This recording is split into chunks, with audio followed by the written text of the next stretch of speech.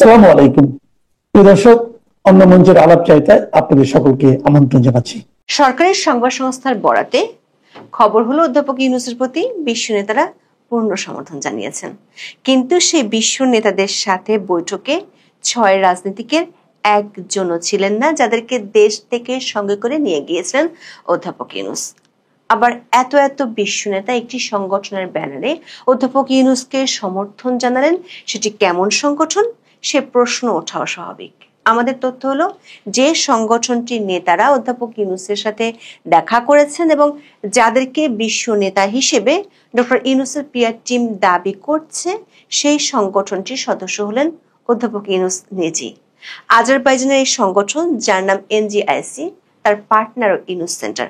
এমনকি গত বছর এই সংগঠনের মহাসচিব ইউনেস্কোর নামে একটি ভুয়া পুরস্কারের আয়োজন করে অধ্যাপক ইউনূসের জন্য বিব্রতকর পরিস্থিতি তৈরি করেছিলেন।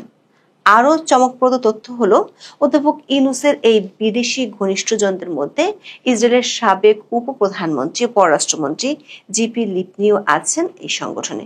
প্রশ্ন উঠেছে, জাতিসংঘে দাঁড়িয়ে দ্বিরাষ্ট্র ফর্মুলায় ফিলিস্তিনি সংকটের সমাধান চেয়ে আবার ইসরায়েল ঘনিষ্ঠ সংগঠনের সমর্থন নিয়ে কেন উল্লসিত অধ্যাপক ইউনূস? তিনি নিজেই কেন সেই সংগঠনের সদস্য পদ আঁকড়ে আছেন? এর আগেও কেন একই সংগঠনের আয়োজনে যোগ দিতে রাষ্ট্রের টাকায় উড়ে গিয়েছিলেন আজারবাইজানে? চলুন যাওয়া যাক বিশ্লেষণ।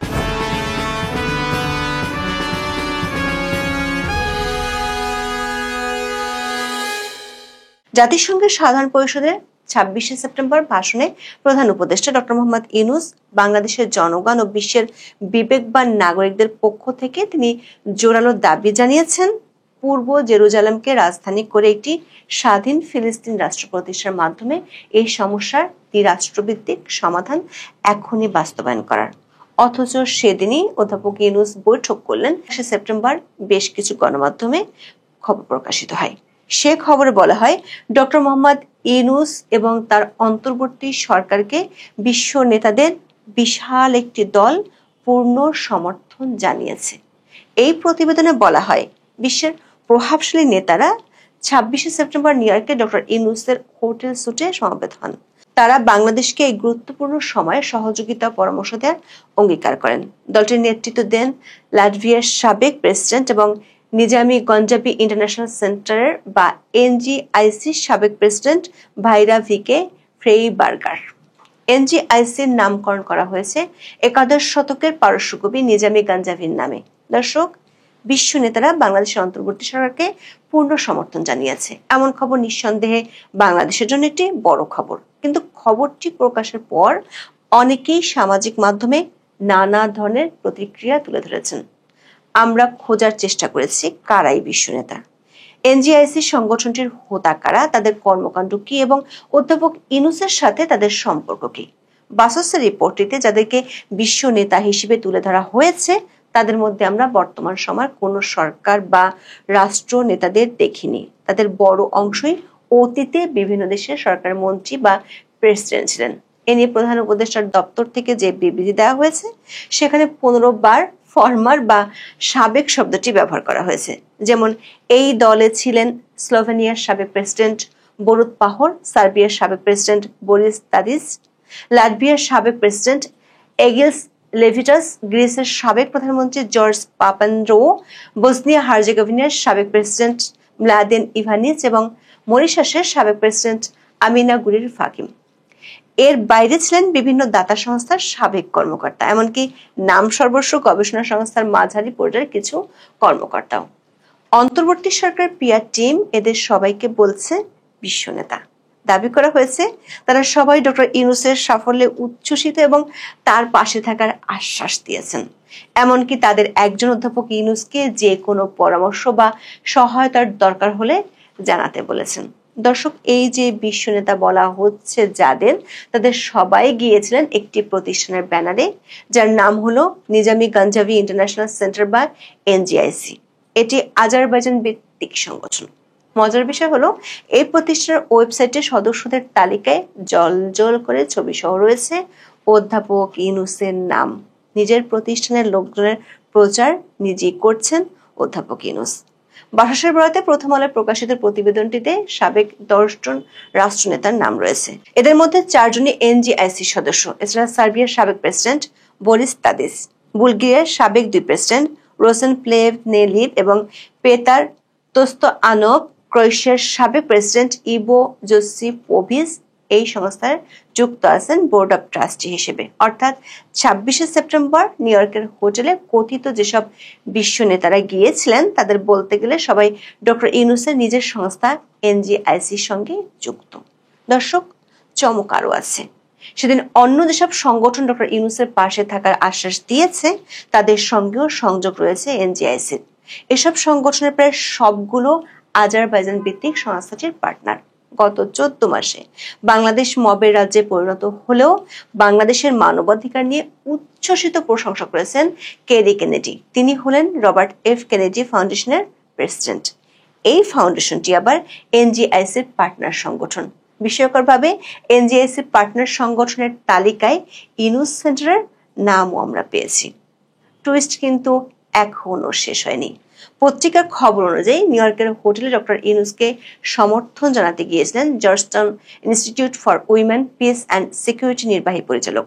তিনি নিজ প্রতিষ্ঠানের পক্ষ থেকে শিগগিরই বাংলাদেশের জুলাই বিপ্লবের প্রতি আনুষ্ঠানিক সমর্থন ঘোষণার প্রতিশ্রুতি দেন। দর্শক, এই প্রতিষ্ঠানের সংক্ষিপ্ত নাম GIWPS। আমরা ওয়েবসাইটে গিয়ে পেয়েছি প্রতিষ্ঠানটির অনারারি ফাউন্ডিং চেয়ারম্যান হিসেবে আছেন ডক্টর ইউনূসের পরীক্ষিত বন্ধু হিলারি ক্লিন্টন। আবার আজারবাইজান ভিত্তিক এনজিআইসি পার্টনার হিসেবে আছে ক্লিন্টন গ্লোবাল ইনিশিয়েটিভ।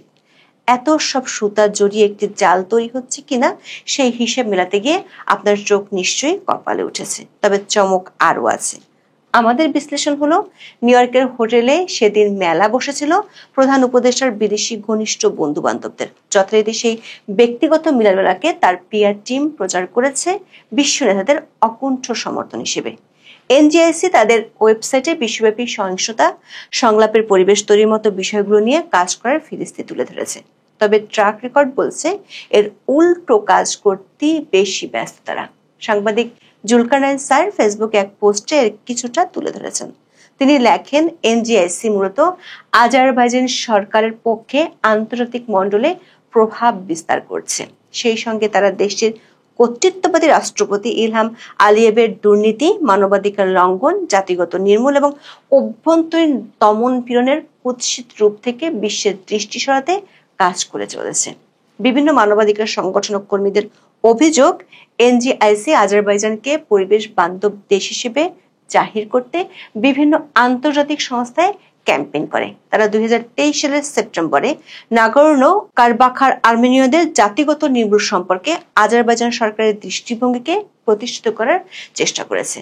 এই সংস্থার অর্থায়নের বেশিরভাগই আসে আজারবাইজান সরকারের কাছ থেকে। আর এর জোরে দেশটির কুখ্যাত শাসক ইলহাম আলিয়েভে এনজিআইসির বার্ষিক বাকু গ্লোবাল ফোরামের মূল বক্তা হিসেবে উপস্থিত থাকেন। মজার বিষয় হলো, গত বছরের মার্চে একাদশ গ্লোবাল বাকু ফোরাম সামিটে ডক্টর ইউনূসও যোগ দেন। সে সময় ঘটেছিল আর এক বিস্ময়কর ঘটনা। তখন একটি ব্যক্তিগত পুরস্কারকে ইউনেস্কোর পুরস্কার হিসেবে দাবি করা হয়। ইউনুস সেন্টার এক বিবৃতিতে সে সময় জানায়, শান্তিতে নোবেল বিজয়ী অধ্যাপক ডক্টর মোহাম্মদ ইউনূসকে ইউনেস্কো ট্রি অব পিস পুরস্কারে ভূষিত করা হয়েছে। বিষয়টি নিয়ে আলোচনার মধ্যে পড়ে বিবৃতি দেয় ইউনেস্কো। তারা জানায়, ট্রি অব পিস ইউনেস্কোর কোনো অফিসিয়াল আওয়াজ নয়। এই পদকে ইউনেস্কোর কোনো মর্যাদাও নেই। ইউনেস্কো আরো জানায়, তাদের গুডউইল অ্যাম্বাসেডর একজনের নাম হেডভা শের। হেডভা শের হলেন একজন ইসরায়েলি ভাস্কর। ব্যক্তিগতভাবে ট্রি অব পিস নামের একটি শিল্পকর্ম তৈরি করে সেটি ডক্টর ইউনূসকে উপহার দিয়েছেন।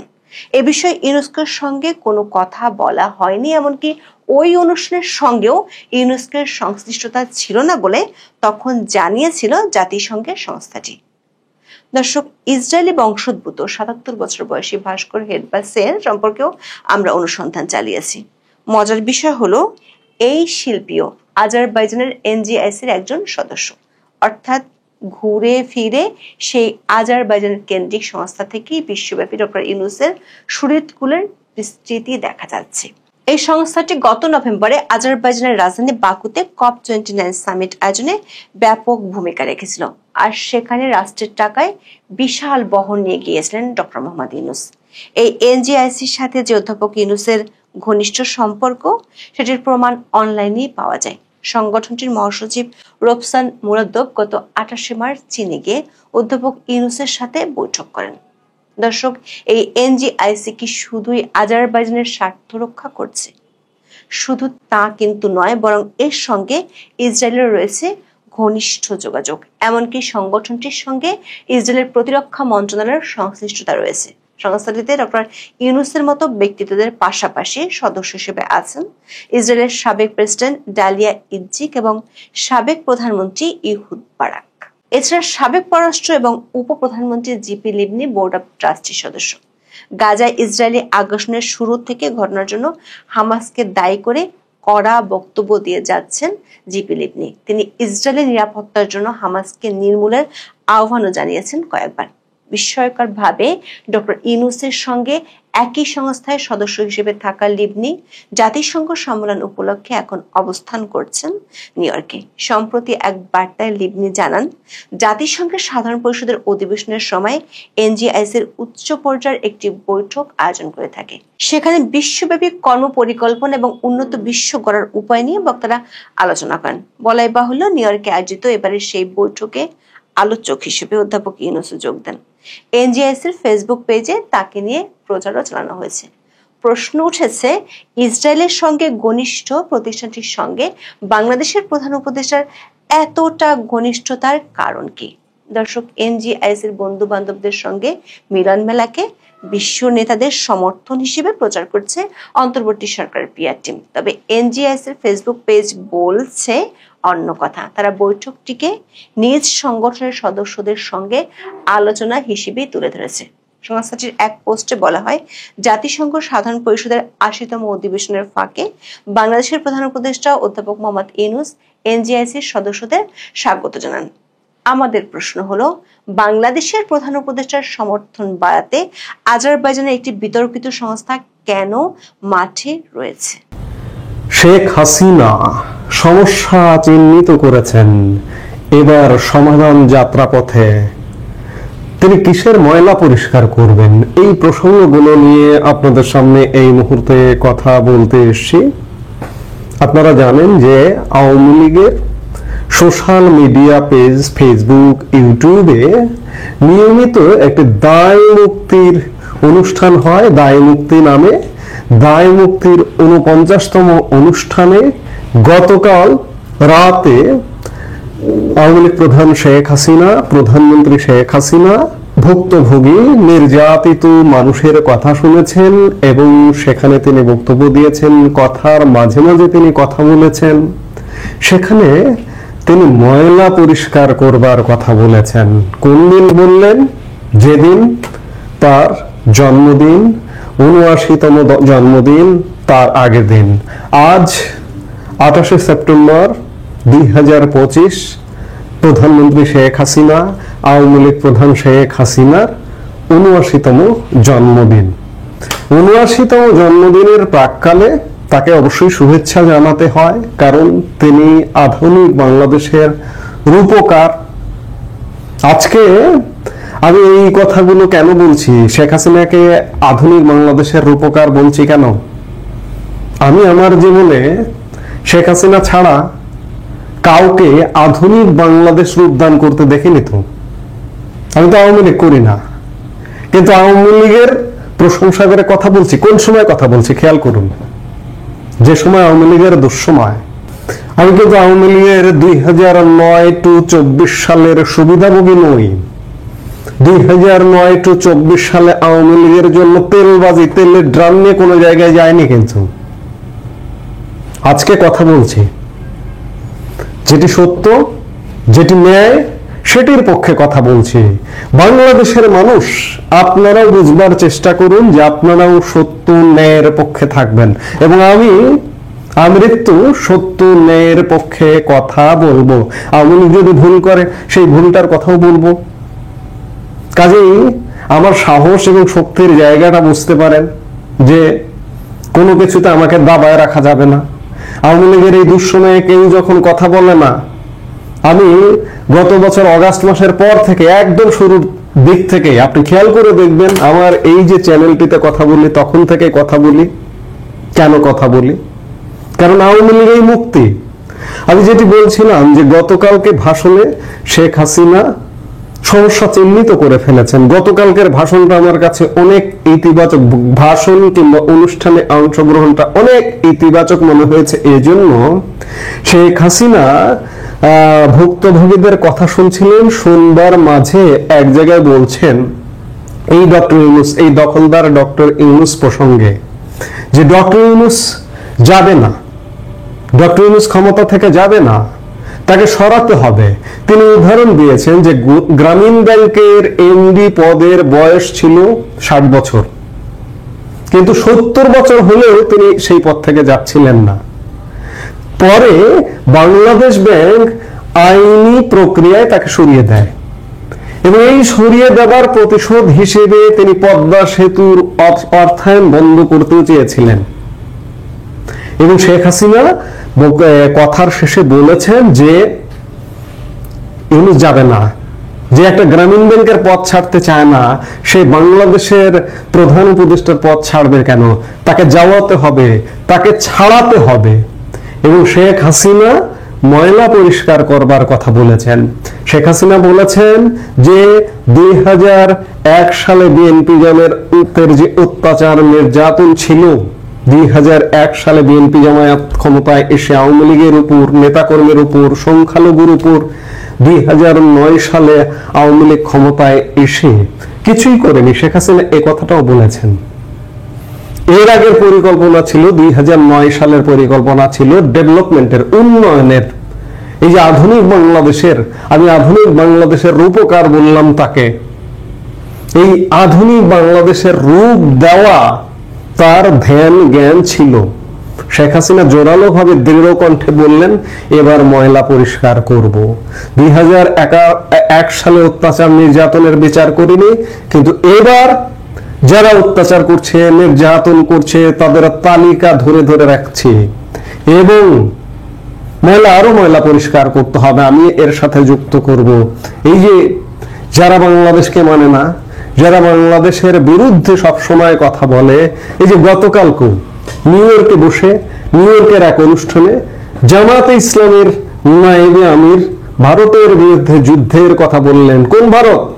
যে ভারত আমাদের অকৃত্রিম বন্ধু, যে ভারত বিপদে আপনি প্রধানমন্ত্রী শেখ হাসিনা, আওয়ামী লীগ প্রধান শেখ হাসিনা আপনাকে আশ্রয় দিয়েছে। 1971 সালে আমাদের মহান মুক্তিযুদ্ধে 1 কোটি শরণার্থীকে আশ্রয় দিয়েছিল, বিভিন্ন সময় আশ্রয় দিয়েছে। 1975 থেকে 81 আপনাকে আশ্রয় দিয়েছে। ভারতের চেয়ে অকৃত্রিম বন্ধু কে হতে পারে? আমাদেরকে ভারতের কাছ থেকে গুলি খাইয়ে ছাড়বে এই দখলদার জামাত, বিএনপি, ইউনূস গং। প্রধানমন্ত্রী শেখ হাসিনা, আওয়ামী লীগ প্রধান শেখ হাসিনা চিহ্নিত করেছেন সমস্যা। এখন নিশ্চয়ই সমাধান যাত্রার পথে যাবেন এবং আসলে ময়লা পরিষ্কার করতে হবে। এই যে যারা এই কাজগুলো করছেন, বাংলাদেশের বিপক্ষে দাঁড়াচ্ছেন এবং বাংলাদেশকে ব্যবহার করে হাজার হাজার কোটি কোটি টাকায় এই যে জামাতের অর্থনৈতিক ভিত্তি, অর্থনৈতিক শক্তি, এগুলো কিচ্ছু করেননি। তারা নির্বিঘ্নে আপনার 16 বছরে, নির্বিঘ্নে আপনার 16 বছরে তারা কাজ করেছে, ব্যবসা করেছে, আপনার দলে ঢুকেছে, আপনার মূল আওয়ামী লীগে ঢুকেছে, আপনার ছাত্রলীগের তলায় ঢুকেছে। অনেক জামাত কর্মী বলেছে যে আমরা আর জামাত করি না, কিন্তু মাথায় রাখতে হবে যে একবার জামাত করে সে আমৃত্যু জামাত, যে একবার শিবির করে সে আমৃত্যু শিবির। জামাত করি না, আপনার দলে আমাকে নিয়ে নেন।